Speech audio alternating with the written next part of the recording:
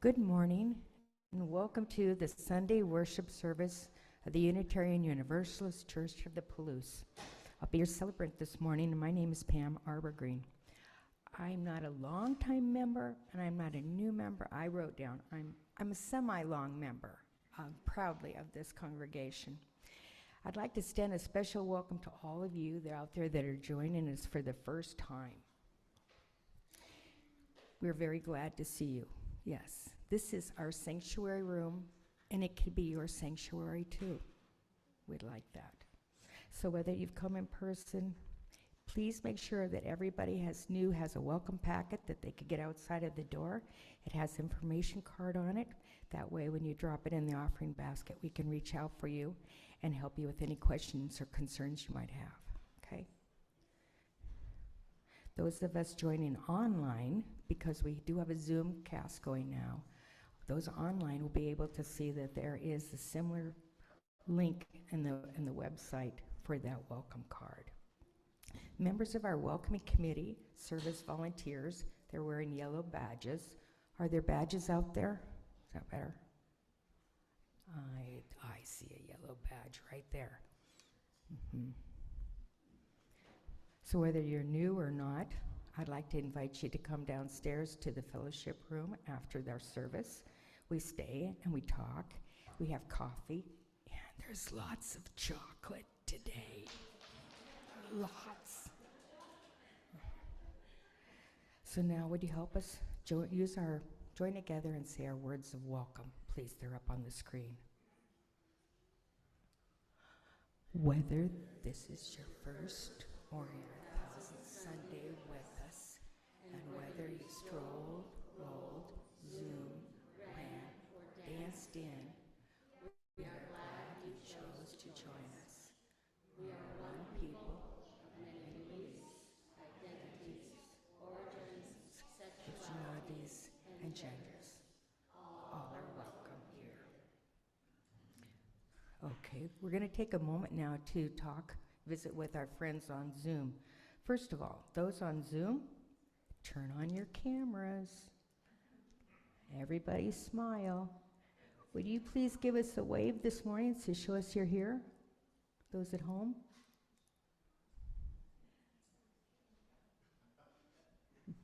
Thank you for doing that, people. And now, yes, we are waving back. You see us? Thank you, and we're definitely all here together. We are together. So, there are 3 announcements this morning. One. Our church is going to have another blood drive in the building here on Thursday, November 9th. So take your iron pills, eat nutritious food, and please consider being a donor that day. We had 26 last time. The second announcement is a note that I have here from Margaret. It's from the ministerial discretionary jar. Now, there is a mason jar down with the chocolate treats. So sometimes it doesn't matter if there's just coffee or treats. Everything down there is free for you to try and to share. If you would like to make a contribution towards our ministerial discretionary fund, you could put in a little bit of money, and that goes back to our minister, and she does special things with it to help us. So that's, Margaret said, you don't have to give a coin to get a cookie or vice versa. The cookies are free. No cookie. That's right. So enjoy. The chocolate cookies are gluten-free. And now, what is this third thing? Service auction. Service auction.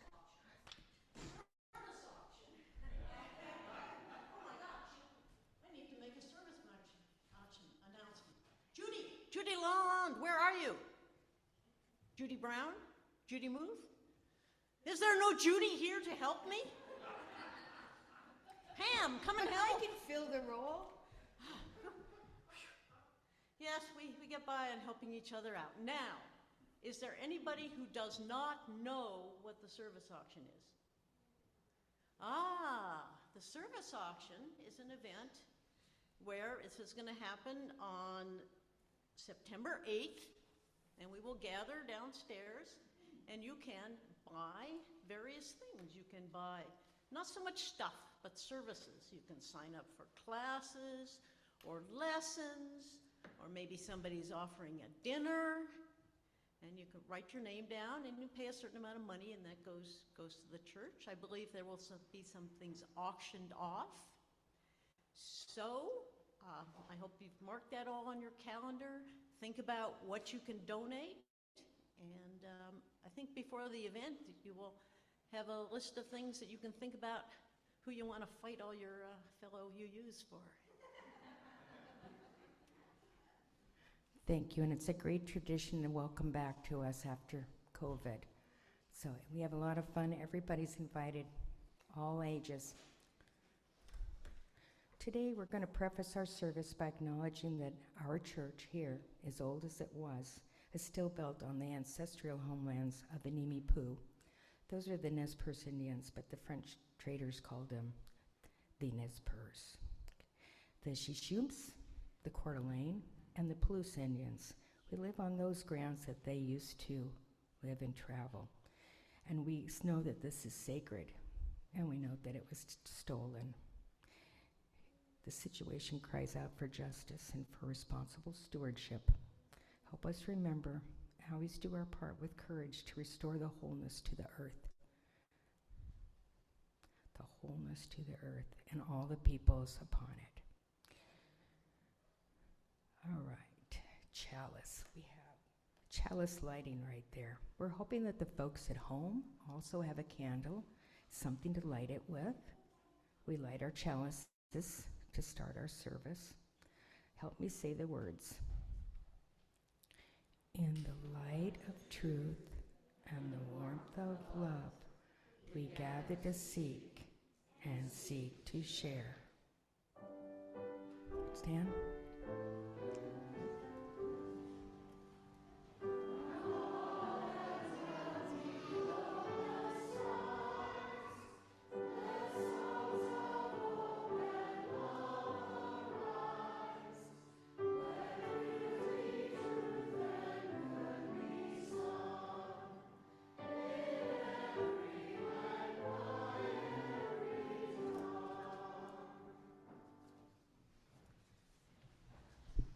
Good morning. My name is Catherine Clancy. I joined the church in the fall of 2017 after starting to attend services the previous spring. I consider that I have been an artist all of my life. For some reason, you can be a musician or a dancer because it's something you like to do, but artist somehow implies being a professional. I believe if you enjoy creating, you are an artist, whether that's in the kitchen with food, on paper with paint, in the garden with plants, or on the floor with Legos. Throughout today's service, we'll be showcasing contributions from some of the amazing artists here at the UUCP, and Alex will share a link to those images in the chat. Our opening quote is from Sister Karita Kent. Creativity belongs to the artist in each of us. To create means to relate. The root meaning of the word of art is to fit together, and we all do this every day. Not all of us are painters, but we are all artists. Each time we fit things together, we are creating, whether it is to make a loaf of bread, a child, or a day. And now our opening hymn, For the Beauty of the Earth.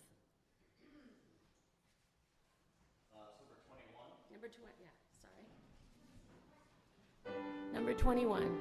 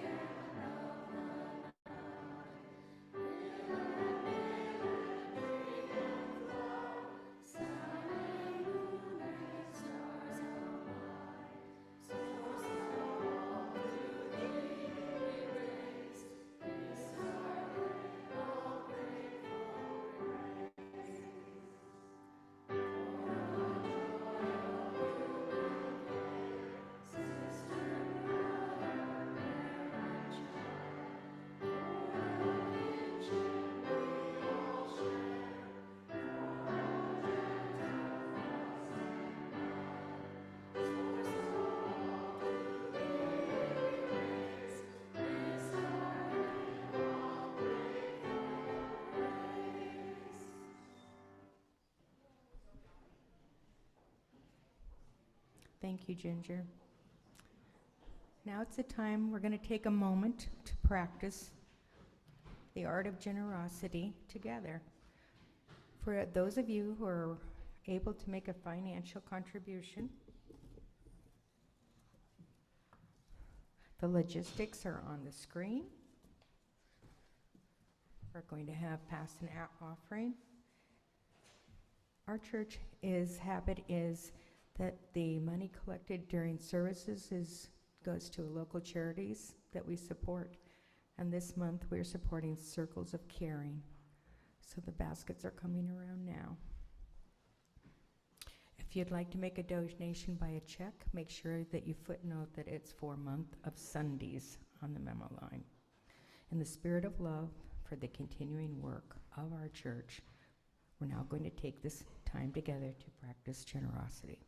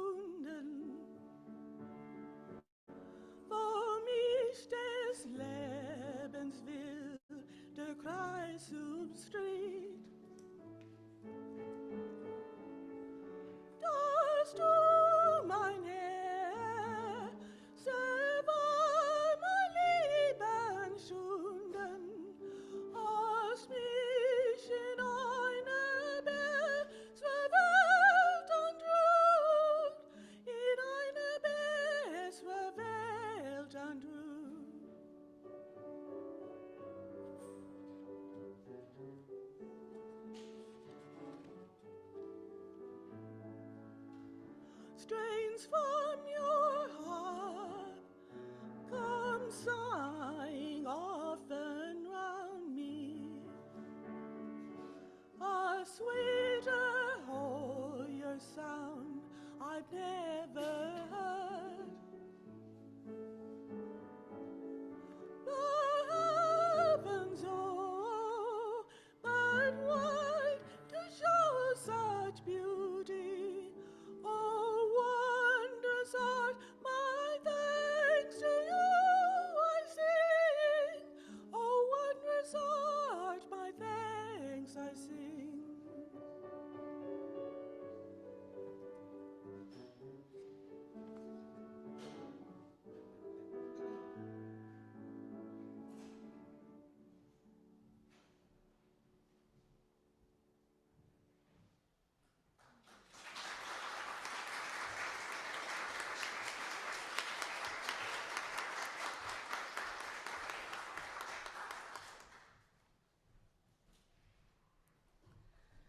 I want to take just a moment to light a candle of broader concern, formerly known as the Special Candle for Peace.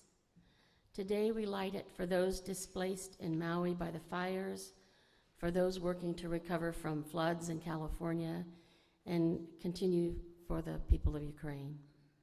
In the face of tragedy and disaster, we affirm the sacredness of life. In the face of violence, we recommit to the work of creating peace.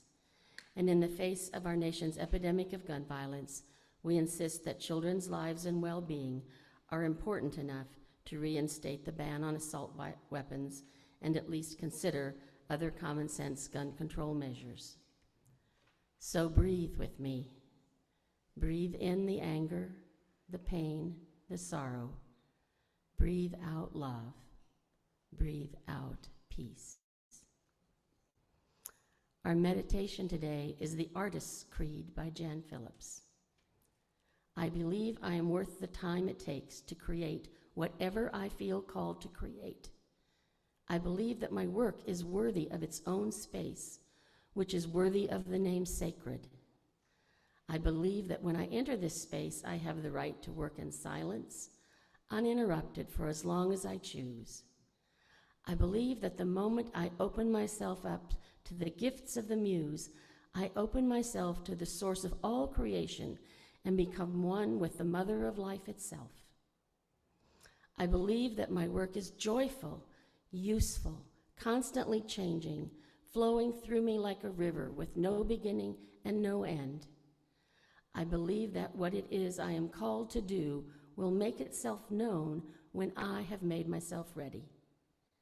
I believe that the time I spend creating my art is as precious as the time I spend giving to others. I believe that what truly matters in the making of art is not what the final piece looks like or sounds like, not what it is worth momentarily or worth monetarily, but what newness gets added to the universe in the process of the piece itself becoming.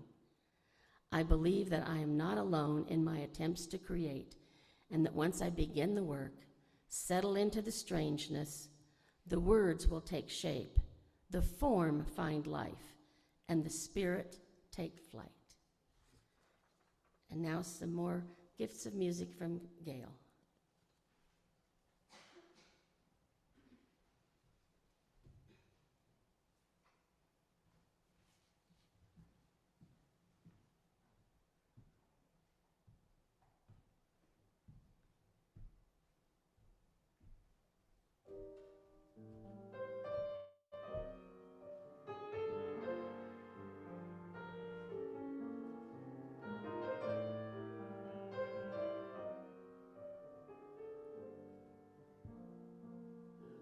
You can't rush spring,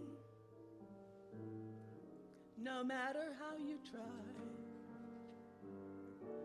A bud knows when to bloom, a bird knows when to fly. Although your eager heart may long to see the blossoms on a cherry tree, the winter needs her time to say goodbye. The rose will come, the robin will appear, and someone with a song you've waited long to hear. There'll come a morning when the frost will end, and soon your broken heart will mend. But these are wonders only time can bring. It's taken me my whole life to learn you can't rush spring. The rose will come, the robin will appear, and someone with a song you've waited long to hear. There'll come a morning when the frost will end, and soon your broken heart will mend. But these are wonders only time can bring. It's taken me my whole life to learn to give each single moment its turn. I overheard a daffodil whispering in a hush, you can't rush spring.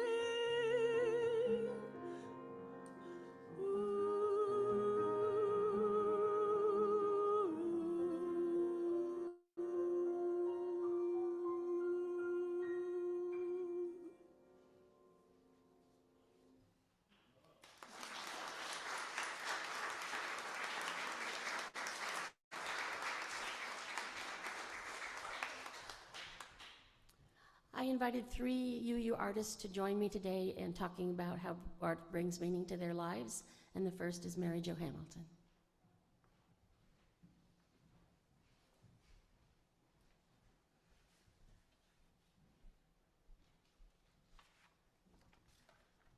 Hi, I feel very honored to be asked to speak today, and I thank you, Kat, very much.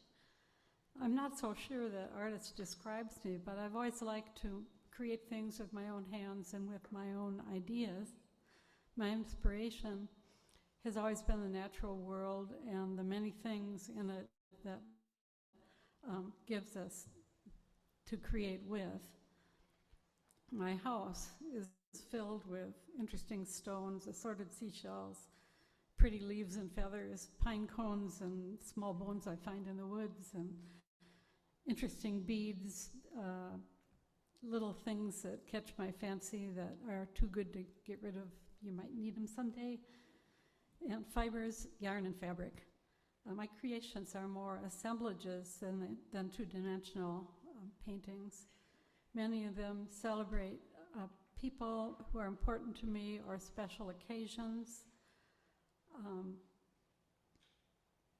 or events and also places. They might include one of my favorite hobbies, knitting.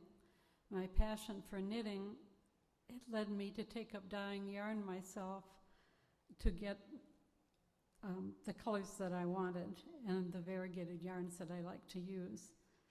I made my own dyes from local plants and mushrooms, and I even planted dyer's wood in our garden one year and extract indigo dye from the crop. Don't tell anyone, because dyer's wood is a noxious weed here, but I was very careful to harvest the entire crop well before it set seeds, so I didn't contaminate the environment. This is better art through chemistry. I use commercial dyes sometimes too to make the more vivid color combinations. I also like to take photos, many of them landscapes, and many photos of wildflowers and gardens. This is this thing about nature. They make my way into various projects. You'll see that some of my art has photographs included in it, and sometimes I do some photoshopping on them. My interest in making art myself has given me a greater appreciation for the work of other artists, especially those in our community. My husband Joel and I's house is filled with art of all sorts, and much of it is made by our talented friends who make Moscow truly heart of the arts. Let's see here. All these things bring me great joy. I love to learn new skills and incorporate them into my repertoire of things to, strategies to make art. I experiment, and sometimes I can use those results in making cards. I like to make cards and send cards. Because of my interest in creating things, I joined the Palouse Women's Artists. This group, this Moscow group, is made up of creative, talented, welcoming, supportive women who are passionate about what they do. They celebrate and encourage all kinds of artistic endeavors, and they make every newcomer feel at home and welcome. And I think we're very lucky to have this group in Moscow. I want to show you something before I end, because I like to reuse and recycle materials. I used leftover yarn from all the socks I've knitted to make a shawl.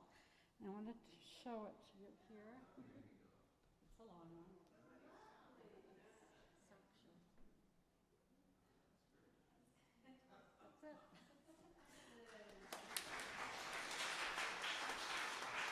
That's it. It was fun to make and very satisfying to pick out what yarn I was going to do next and watch the garment grow, and I think I will enjoy wearing it. Thank you.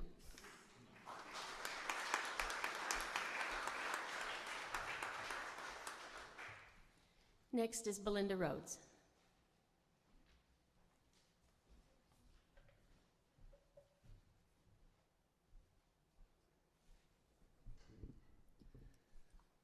Good morning. Thanks, Kat, for, I think, asking me to do this. Very outside my comfort zone, but here I am. I've lived in Moscow for about 15 years. I am a massage therapist. I love to be outdoors, hiking, kayaking, or working in my garden. And I love creating. I share space at the Damon Barn with Kat Clancy, and I have work available there, and I spend time working on various projects.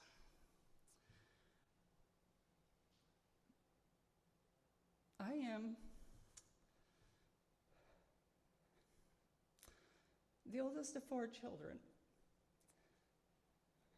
I was the responsible one, the perfect one who could do nothing wrong. I was expected to set the example. Being perfect is an illusion, and it's hard to maintain this illusion. So I learned to not take risks. Playing it safe meant fewer opportunities to fail.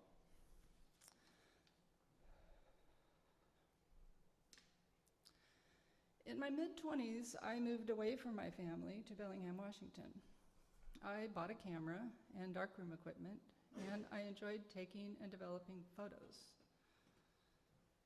Later, I left Bellingham and eventually moved to San Juan Island. It was here that I took my first watercolor class. Watercolors appeal to me because they are hard to control, and I felt a need to let go of control. I painted pretty pictures. I sold paintings, but I felt like I was painting for others, even if I didn't know who it was for.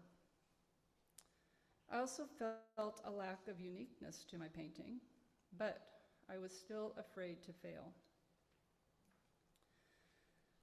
Later, I started quilting, and I had a similar experience, making nice quilts for others. I started playing with the quilt blocks to create my own designs, and then making mandalas and creating small quilts from those.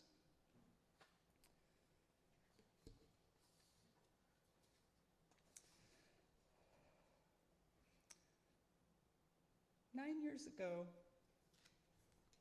I experienced a very emotionally traumatic event. In the everyday shock that I existed, I began working on a quilt, inspired by Mary Oliver. Someone I loved once gave me a box full of darkness. It took me years to understand that this too was a gift.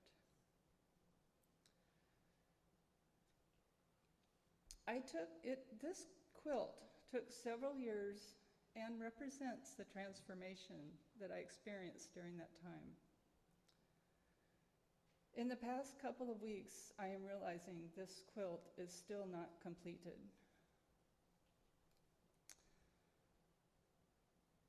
In recent years, I have been exploring creativity more deeply, focusing on the process and letting go of the outcome. I am realizing that creativity exists in all aspects of my life.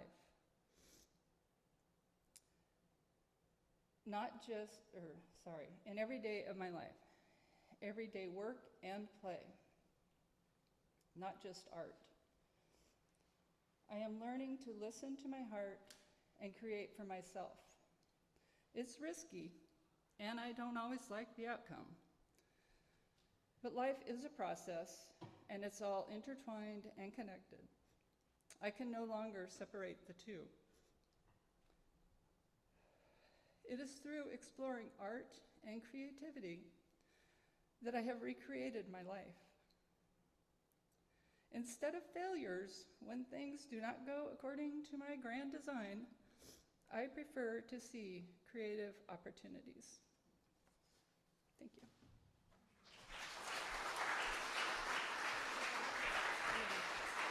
And Pam Arbergreen.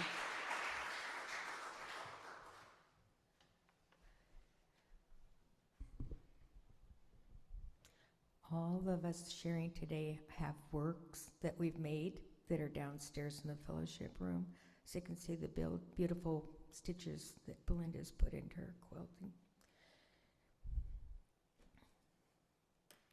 Okay, now for something different. Unlike everybody that's up here, I have a different story about my artistic creation, because I can trace my success as being a commercial artist receiving money for my art at age 5.5. It's true, way back then.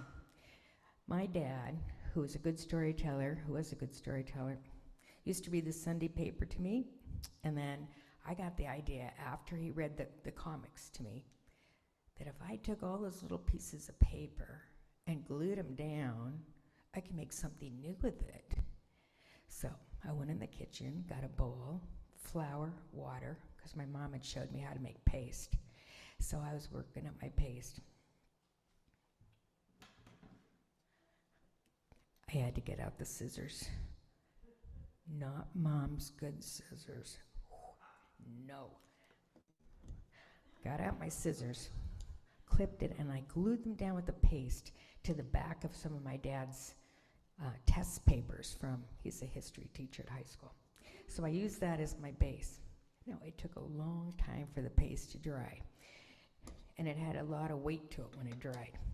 But crispy, crunkly, I put them underneath my arm. Even though I was the oldest, I wasn't supervised especially closely, so I made my way out the door and down Dogwood Street. I went door to door with my art.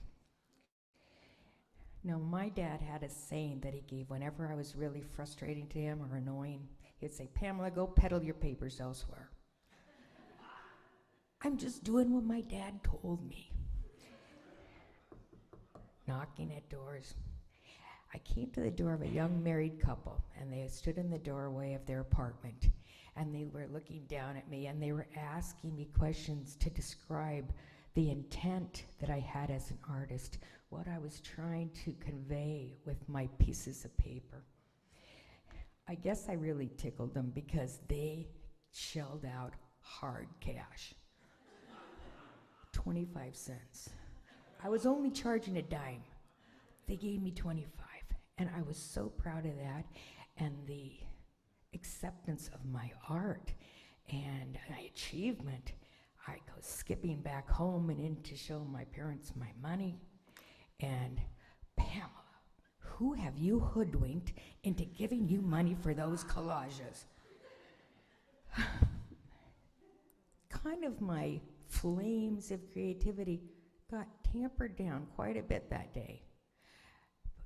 Coals still burning, but not the flame for a long time after that. So I went ahead and did the things that firstborns are supposed to do, as being the example for everybody else, getting A's, being the first. I understand, Belinda. And that went on for decades. But something in me it had to get out. And so I don't know how, but some classes I took at the U of I think, they went like that and they fanned all my coals. And I started to have flames. And then someday, by accident, I don't know, making a window for an outhouse. That's the story. I was gonna make a colorful window to go in an outhouse, the cabin. It all came after that. They had the glass, so much broken glass, people. So many cuts, blood, sweat, and tears into my work. Now, I can't say exactly where it came from. All the DNA that made me end up where I am. 5.5, talking about my collages. 67.5, talking about my collages at the Moscow Farmers Market. This is an example. This was my grandma's, how she did collages. All these are made out of, it's very heavy, it's all made out of my grandpa's overalls that she sewed together.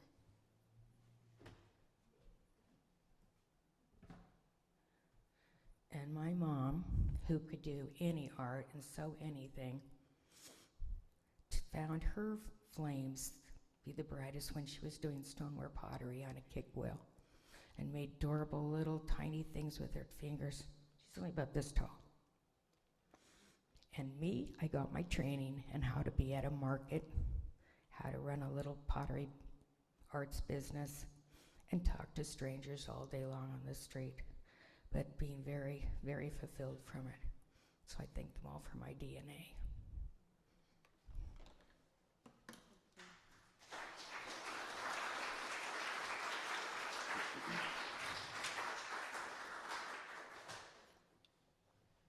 I have always been interested in art. I remember taking my first art class when I was about 10 at the YWCA. In junior high, I took art class electives, and in high school managed to get one art class in, even though I was on a college-bound track. My mom was a teacher and hated creating bulletin boards, so by the time I was in junior high, I was drafted to help her with them before school started each fall. I did create craft projects, learned to sew, even created some of my own patterns, but I was not self-confident enough to pursue art in college. I didn't think I could earn a living as a professional artist. I was planning to teach, but wanted to teach at the elementary level, and art just didn't seem to have enough application. I ended up not getting a teaching degree, but continued to pursue art and craft with classes, making gifts, and collecting art. For me, finding art that I love and having it in my home is as meaningful as creating art. In college, I saw a framed charcoal sketch of an owl that really touched me, and my mom got it for me for Christmas. That was the beginning of my collecting. Most of my collected art is work done by my artist friends that I have purchased because I like the work and because I want to have work done by people I know. Back to my art. I had the opportunity in my early 40s to take private watercolor classes from Linda Wallace. Watercolor had long been my favorite medium to view, so I was excited to learn how to paint in that medium. Linda was an excellent teacher, and I learned so much.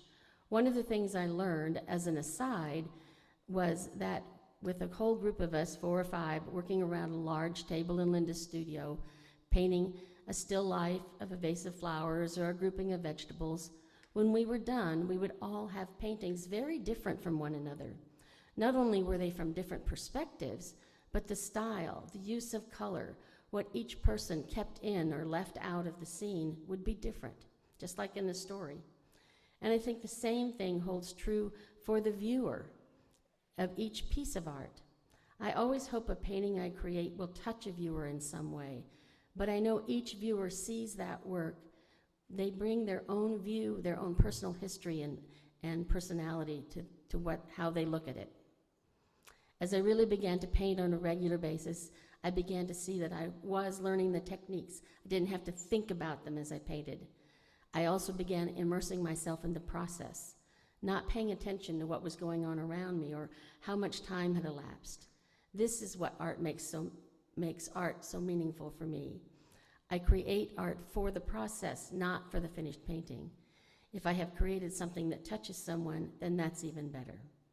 I still do watercolors, but I've also moved into mixed media. I've been blessed to share a studio at the Damon Barn in Uniontown since it opened in 2006, and I have found an amazing community of women artists in Moscow who are creative and supportive. 4 of us formed a small group nearly 2 years ago, and we explore art and spirituality together. Find what gives you joy. It will spark your creativity, and you will be an artist. We're going to sing number 1024, When the Spirit Says Do, next.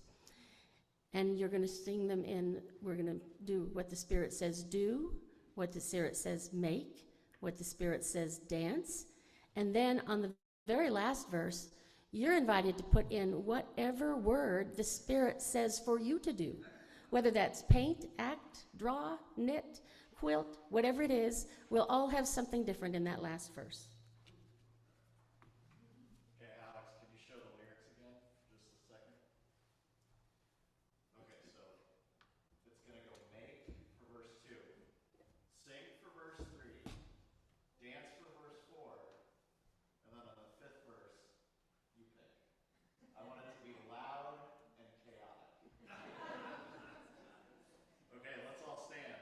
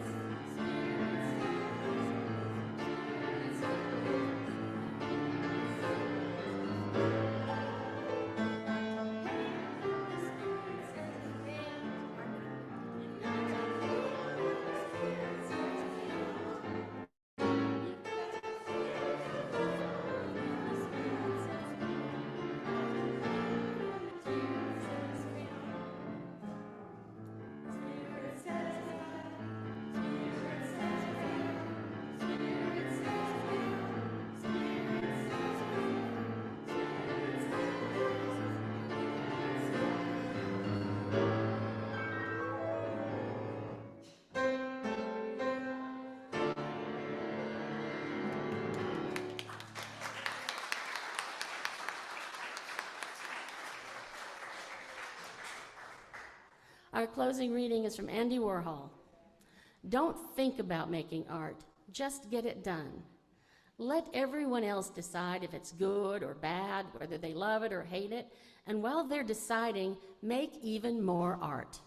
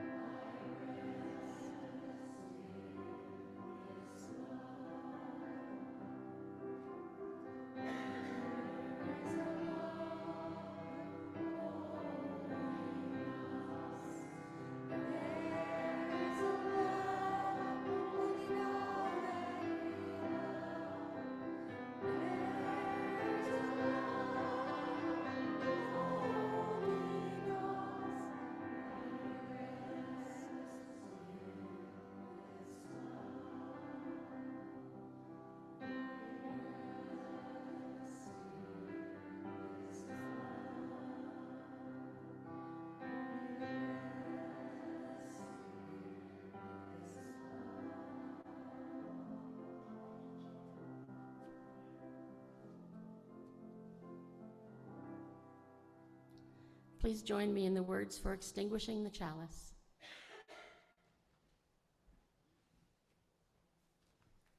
We extinguish this chalice, that it might blow gently in our hearts. May it light our paths as we leave this place. May it guide our way until we are together again. Go in peace, make art, sing, dance, write, find what lifts your spirit. Please join us for coffee downstairs. Look at some of our artwork, and there's some opportunities to make art downstairs as well.